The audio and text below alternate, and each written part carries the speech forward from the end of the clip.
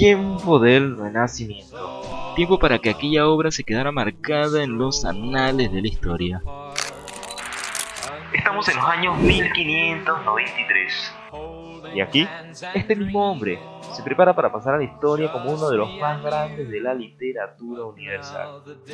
Quédate atento, porque el video de hoy lleva por título Ser o no ser, el nacimiento de una leyenda. Por aquí se presenta el fino historiador. Y así, comenzamos.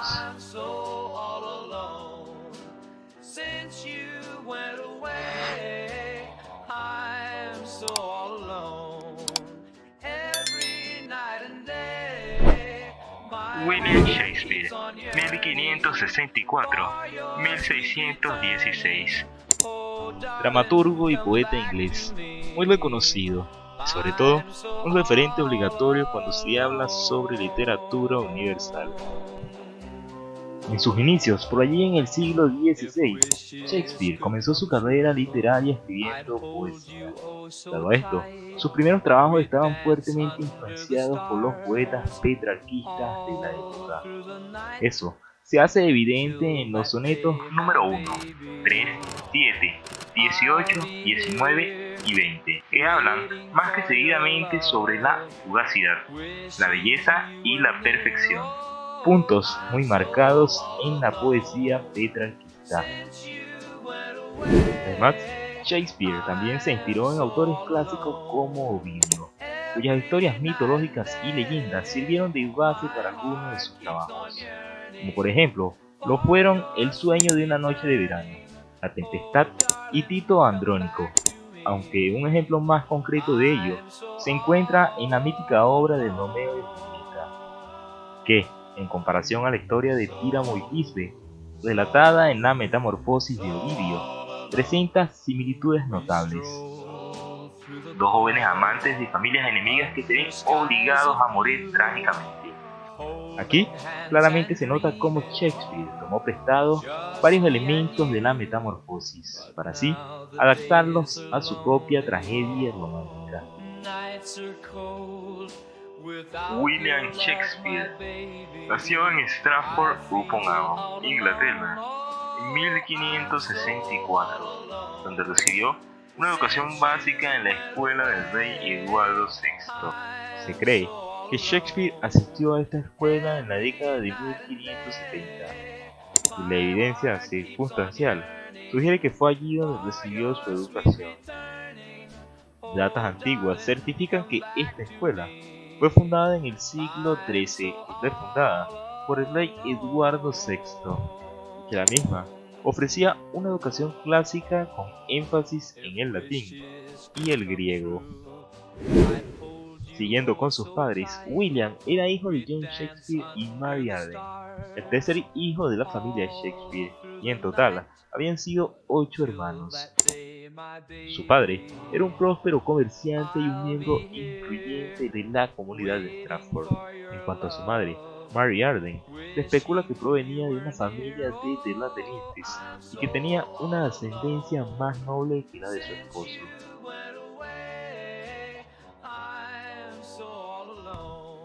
Llegando a los años 1582, Shakespeare contrajo matrimonio con Anne Hathaway. No se sabe mucho cómo se conocieron o qué los llevó a casarse tan jóvenes. Algunos historiadores especulan que pudo haber sido un matrimonio arreglado por sus familiares. Juntos tuvieron 3 hijos, Susan, Agnes y Judith. Lamentablemente, Agnes falleció a temprana edad. El periodo comprendido entre su matrimonio y su llegada a Londres alrededor de 1592 es conocido como los años perdidos de Shakespeare, y durante este tiempo se sabe muy poco sobre la vida del poeta. En 1593 se publica bajo su nombre el que sería su primer poema, Venus y Adonis, marcando así el inicio de su carrera poética. Ya para 1609 salen a la luz sus primeros sonetos, que son una exploración profunda de temas como el amor, la belleza, el paso del tiempo y la mortalidad. hablando un poco sobre la dramaturgia. Esta tiene una larga historia que comienza desde las tragedias griegas hasta los teatros contemporáneos. Desde el inicio de esta, los dramaturgos siempre han intentado explorar una amplia gama de temas y estilos.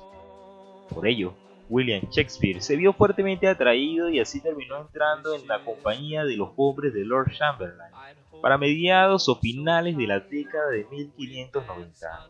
Cabe aclarar que esta compañía contaba con el patrocinio de la corte, lo que le otorgaba un gran prestigio y le permitía acceder a los mejores teatros de Londres. Además, presentaba un repertorio variado que incluía tragedias, comedias e historias. Esta compañía teatral le proporcionó a Shakespeare un espacio creativo donde sus obras podían ser representadas y apreciadas por el público. De allí que nacieran de su mano comedias como lo son Mucho ruido y pocas nueces y El mercader de Venecia, además de tragedias como Romeo y Julieta, Hamlet y El Rey Lear. La colaboración entre Shakespeare y esta compañía fue fundamental para el éxito de ambos, misma le permitió experimentar con diferentes géneros y estilos dramáticos, mientras que Shakespeare aportó obras de gran calidad que consolidaron la reputación de esta.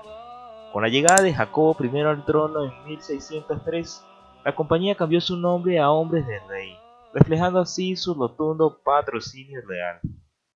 Luego de un par de meses en la compañía teatral Los Hombres del Rey, William Shakespeare procedió con su carrera delegándonos obras y tesoros literarios que hasta el día de hoy continúan siendo influyentes.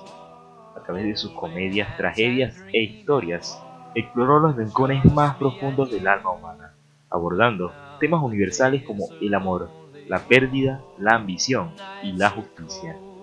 La mayoría de sus obras se han convertido en clásicos atemporales, trascendiendo así las barreras culturales y lingüísticas. William Shakespeare falleció el 23 de abril de 1616, según el calendario juliano, aunque existen varias teorías sobre la causa de su muerte. La falta de registros médicos definitivos impiden conocer la verdad con certeza. Su habilidad para crear personajes complejos y diálogos memorables lo convirtieron en uno de los dramaturgos más influyentes de todos los tiempos.